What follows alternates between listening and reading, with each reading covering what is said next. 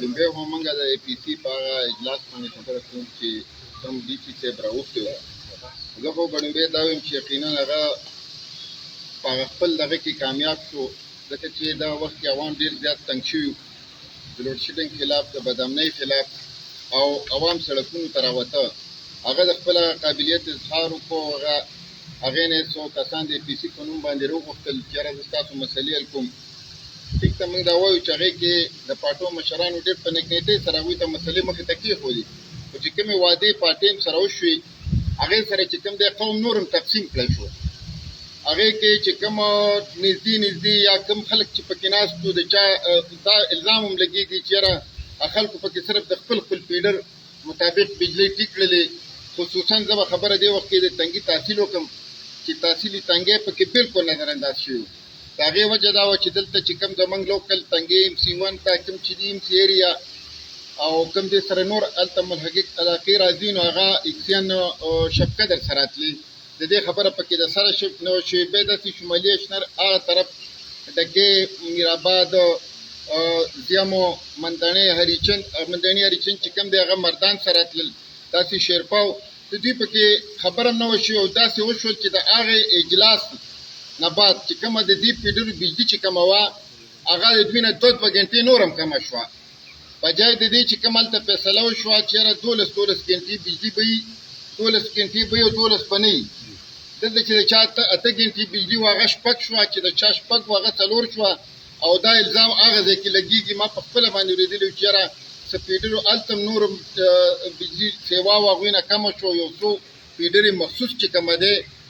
هغې کې پیضیاب کړی شوې. موږ دا وایو، قومي وطن پارټي دا وایي چې بالکل ډي سي صاحب چې کومه دغه کړې وه دا دې په خپله خبره باندې ودرېږي. د چې د اے پي سي سره کومې معاهدې کړې وې دا دې سر ته ورسوي، که نه موږ به بیا په دې خلاف بھرپور احتجاج په هر یو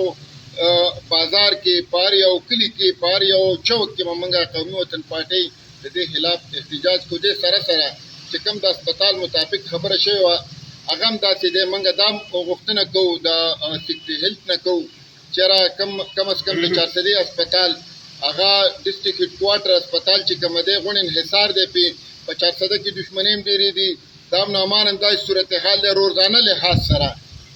لحاظ سره په چارسدي او په تنګي کې 3 4 یا د دې نه هم سیوا کسان دا پوسټمارټم دغه له راځي. نو کم از کم چې په هغې ایمرجنسي کې دا نور څه نشي کولی چې په هغې ایمرجنسي کې هغه وخت کې هغه کوم چې ضروريات دي کوم چې هغه خو موجود دي که نه، دغه وخت داسې یو خوا سړي ته مړی پروت دي، بل خوا ورته زخمي پروت دي، دلته هغه په سیرنج او په دغه پسې ګرځي. نو موږ دا هم دې نه مطالبه کوو چې ډي صاحب او خصوصي سیکټري هیلث چې کوم دی د ډسټرکټ هیډ کوارټر هسپتال او د ټي ایچ کیو تنګي چې کوم دی خصوصي د ایمرجنسي د دې کې چې کوم کمی چې دا پوره کړی شي. دې سره سره دلته چې دا کومه واقعات هغه روانه ده، دې کې په دغه باندې کوم نقصانات او یا په دغه سره روانه کوم عوام کنفیوژن دي چې یاره دلته چې کوم دا د ټاټونو دا دغه چې کوم کولاویږي او هغې کې کوم پریس کانفرنس کېږي، څوک وایي زما انتقال دی، څوک وایي زما کور رانیږي. او هغې سره موږ دا مطالبه کوو چې یاره بالکل موږ دا وایو چې د اریګیشن د حکومت څومره ځای هغه دې غونډ ونیولی شي او هغه دې دغه شي په یو ځل باندې. او د هغې ځکه چې د دې نه د پلټ د دې غونډ د خلکو د ژوند د بقا خبره ده. خو چې کوم خلک چې کوم دی کوم الزامات لګوي، کم از کم د هغوی دې دلته د قوم دې دغه کې چې آیا رښتیا په دې کې څه کرپشن روان دی یا د کرپشن په ذریعه باندې د دې دا سایټ چینج کېږي. نو د دې دا صحافین رونه او دا چې کوم دی د دې د محکمات د دې د سیسټم کمشنر ځکه چې دا داسې ده چې دا خبره داسې ډېر غلط طرف ته روانه ده چې د دې دغه وشي. او دې سره سره موږ دا یو خبره هم کوو او راتلونکي دا اوس چې نوی راغلی زموږ ډسټرکټ پولیس افیسر صاحب ده ته کوو چې دلته د خلکو په پریس کانفرنسو به نه ځي، دلته به د حقایقو باندې ځي، دلته به یو ریټایرډ کس راپاڅي د هغه به ذاتي او علاقې سره اختلاف وي او هغه به د هغه علاقې غونډه علاقه به یادوي او هغه به یا په د منشیاتو فروشي شکل باندې یادوي یا به د دهشتګردۍ په شکل باندې یادوي. موږ د ډي پي او صاحب نه دا مطالبه کوو چې د دې چارسدي سیاسي مشران به هم ځان سره کړي، د دې د صحافیان به هم ځان سره کړي. دلته د بهالي سنټري د منشیاتو منګه په دغه لیستونو باندې اعتماد نه کوو. کوم چې د یو ریټایرډ کس په ما باندې نن سبا په سوشل میډیا باندې چلیږي، منګه دا وایو چې منګه بالکل منګ د منشیاتو خلاف دي، خو موږ ته دا وایو چې دې بهالي سنټرو ته به دا صحافیان د دې ضلعي سیاسي مشران سره د پولیس د نمایندې د دې یو ویزټ به وکړي، هلته خلک یې تپوس به وشي ته چې نن په دې دغه کې ککړې دا تا ته د کوم ځای نه میلاو شوي، دا تا د چا نه اخیستی و. په هغه طریقه باندې یو لیست تیار کړی شي او بالکل د هغې په هغې د هغسې کاروایي وشي، سختو نه سخته سزا د هغه خلکو ته میلاو شي. خو دې سره سره که موږ دا وایو، موږ بیا یو پیره دا وایو که څوک داسې یو قسم لا دغه کوي د علاقې تعصب په لحاظ سره، څوک یو پریس کانفرنس کوي، څوک څه خبره کوي او که په هغې باندې انتظامیه سامان درآمد کوي، بالکل به موږ مخې ته ولاړي. د تعصب په بنیاد باندې نه موږ دلته سیاست منو، نه داسې یو خبرې چې هغه څوک کوي د علاقې په دغه کې کار یو څه یو علاقه ټوله د بدنامۍ په دغه کې دغه کوي. نو دې سره سره موږ دغه مطالبه هم کوو چې یاره په دې کې په امن و امان باندې خصوصي توجه ورکړی شي او دې سره سره دې هر یو شي چې کوم دی هغه عوام، صحافیان، سیاسي مشران دا ټول په اعتماد کې واخیستلی شي، د هغې مطابق به یو دغه ترتیب کړی شي. یحیی جان تاسو خپلو خبرو کې ویلې پي سي حوالې سره نو په تحصیل تنګي تاسو بله اې پي سي نشئ جوړولی، دا خو د 400 د تحصیل اې پي سي وه، د هغې نه تاسو سره تمې کوئ او یا ستاسو د مشرانو پکې چې دا کم ناست دي نو دوی پکې تنګي خبرې ولې نه کوي. الف خان صاحب تاسو چې دا د ضلعې په سطح باندې وه، خو ستا خبره بالکل درست ده. داسې دا چې لکه چې کله شي حقیقت خبرې کوو هغې کې چې کوم وه ټوله ضلع ډسکس نه شو کړی شوه. موږ به خصوصا د خپل تحصیلي تنګي خبره کوو. د تحصیلي تنګي نمایندګان په هغې کې زموږ ټیک ته چې زموږ د ډسټرکټ د رابطه کمیټۍ چیرمن هغې کې موجود وو، خو نور چې کوم دی د دې ځای کومې مسلې چې کومې دي هغه د دې ځای د دې تحصیل د سیاسي خلکو ته مخې ته دي. زمونږ مسایل چې کوم دی دا ډېر زیات مختلف دي د نورو نه. موږ ته داسې پېښې هم دي ځینې چې هغه د هغه تحصیل نه او د دې تحصیل په هغه مسایلو کې فرق دی. نو ستا خبره بالکل درست ده چې د تحصیلي تنګي په سطح باندې دې بالکل داسې یوې پیسې هغه جوړه شي چې یاره هغه بلکې زه دا وایم چې هر تحصیل په دغه دې داسې جوړه شي چې د 400 تحصیل خپلې، د شب قدر تحصیل خپلې، د تنګي تحصیل خپلې. نن به د دې پریس کانفرنس هغسې دغه نه وی ضرورت چې یاره دا وی او دا پکې دا شوی وی. نن دلته خلک په سوشل میډیا په ذریعه باندې ویلي مو، بلکې هغه ځای نه چې کوم د پیډرو لیست راووته هغوی ته دا هم پته نه وه چې یاره دې خوا ته هم څه بي جي میجي یا پیډر شته او که نه شته. هغې ته دې نوم هم پکې نه و درسره، لکه دلته ګوره هغې کې د دې ځای د پیډرو نومونه قدر ته هم نه وو. نو بالکل دا موږ دغه کوو چې یاره د تحصیل په سطح دې ځان له پیسې جوړه کړی شي او ذمهوار خلک که ډي سي صاحب په دې یو خوا هغه چې یو افسر وایي چې یاره زه دا ممکنه احتجاج چې کوم دی په څه طریقه ختم کړو، یو نیک نیتي که په نیک نیتۍ سره د ډي سي صاحب دا ارادۍ نو بالکل لکه هغه د تحصیلو په سطح دې جوړه کړي، هغه 12 ګنټې لوډ شیډینګ چې کوم دی په هغې باندې دې هغه کلک ودرېږي. اوس چې یاره کومه خبره هغې سره شوې ده عوام دې ته مطمئن دي چې په 40 ګنټو کې تا نه 12 ګنټې بجلي غواړي، چې 12 ګنټې هم یو نه کېږي نو بیا خو هغه څه خبره نه شوله. نو هغوی دې په خپلو خبرو کومې چې شوي دي په هغې باندې بل یحیی جان د موقع نه پیدا چې تاسو پریس کانفرنس کې چې کوم څه ته اشاره وکړله چې یو تقریر شو لیست، دا لیست 4 کاله مخکې دی خو بیا چېرته راووته، چا جوړ کړی دی د دې اړه څه تصدیق شته دی نه. خو دلته د خانو د کیسان مسله ده، دې کې تاسو ولې نه رامخکې کېږئ؟ په دغه ځای کې په کیسان باندې سیاست کوي، په خان باندې سیاست کوي، چغې سورې هم بخي، عجیبه عجیبه تقریرونه هم کوي. دا مسلې خو به زیاتېږي، تاسو به داسې خلکو ملګرتیا کوئ که نه؟ الف خان بهي تا خو ډېره زیاته ښکلې خبرې وکړه. دې دپاره چې موږ کله ولیدل چې یاره دا داسې دا سیستم چې دلته کوم جوړ شو نو هغه د مسلې د حل دپاره نو هغې ډېرې زیاتې دورې پیدا کړې. کومه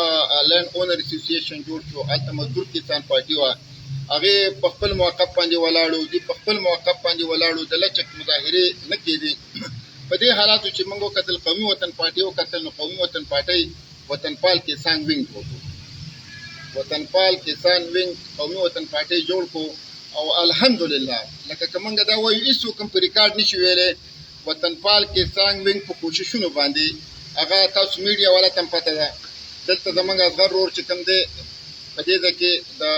کسان زمونږ مطلب څه شي چې موږ وایي کسان او خان چې کوم دی مالک چې کوم دی چې موږ هغه روغ کړو هغه هر طریقې چې دواړه یو بل لغېږي ورکړي او هغه یو بل سره روغي بس خبره ختمه شوه خو ډېر خلک دا دي هلته چې داسې کوم یو پروګرام جوړ شو